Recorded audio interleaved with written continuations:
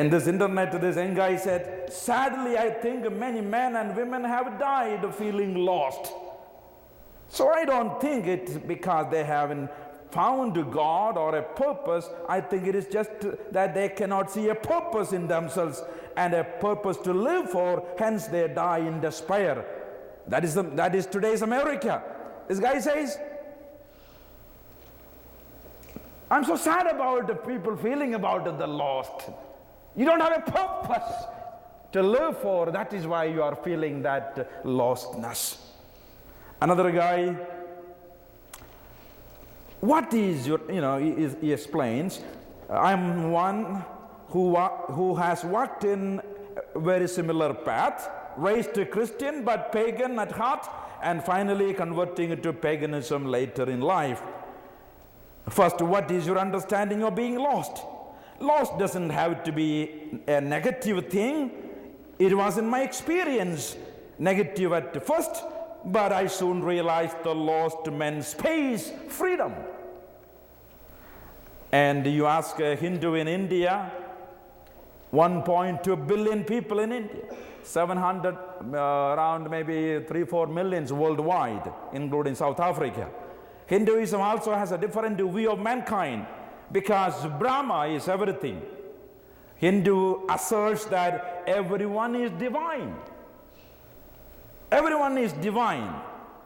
You are God. You are part of the God. That's why Swami Vivekananda, 1893, he came to Chicago, the Parliament of Religion, and by his, here is a Swami, very young, going around all over India, got the opportunity, I have to go to America to spread Hinduism. 1893, without any invitation, he came to Chicago.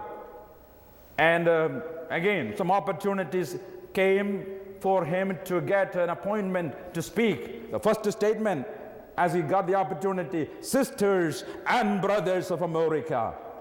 People stood up and gave 2 minutes ovation. And he brought Hinduism here in America. Now, if you say to Hindu, you are lost, and they will tell you, you are not living in the 21st century. It happened in Britain. To say that all Hindus are spiritually lost and blind, and that Hinduism is a false religion is not something that most Hindus would agree it to be a truthful statement, said Ramesh Kalidai, who had given evidence at the House of Lords. Hinduism is one of the oldest religions in the world. By the way, since I come from India, my context, I talk about Hinduism, but I recognize all other groups and your passion in different parts of the world. General Secretary of this organization, Hindu Council of North, he said, we have such a rich cultural and religious heritage from the Veda to Mahabharata. If a person is not aware of our historical heritage, they should not support such a vilification of this great religion. It does not represent the progressive thinking of the 21st century.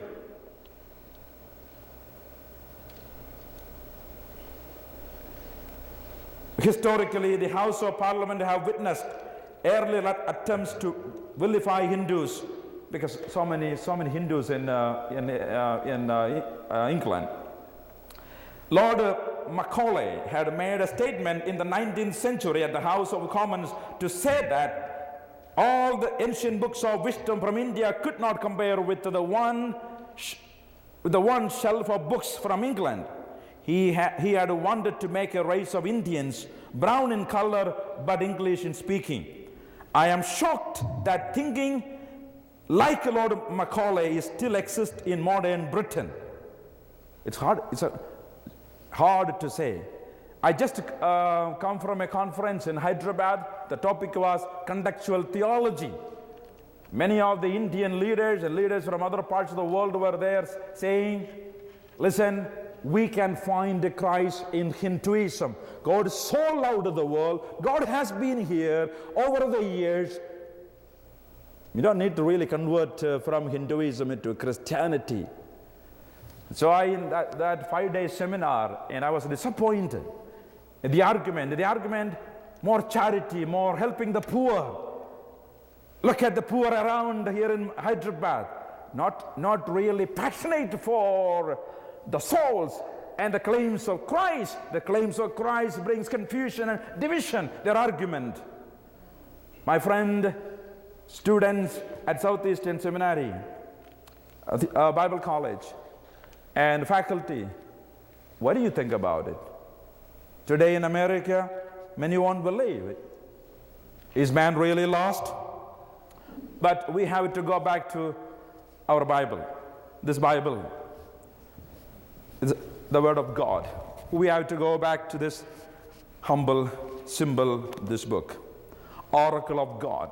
We need humility now to turn to this Word of God. Today, a generation, young people do not know the Word of God. They are weak, therefore, spiritually. They don't know how many books in this Bible. And I'm so sad. We have a generation today. But our answer we will find in this holy Word of God. It came from the heart of God. It's a double-edged sword. It transforms men and women.